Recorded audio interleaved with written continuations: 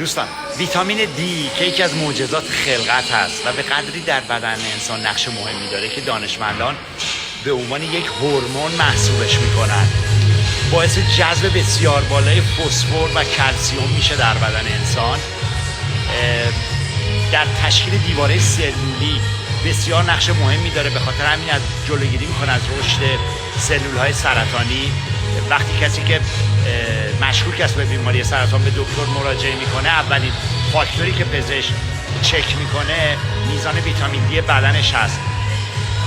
خاصیت ضد افسردگی بسیار بالایی داره، جلوگیری میکنه از دیابت و MS. سیستم دفاعی بدن رو بسیار ارتقا میده و در مسیر تناسب اندام باعث کاهش وزن میشه. منبع غنیش در نور آفتاب هست و میتوان از مکمل ها همین ویتامین حیاتی رو دریافت کرد.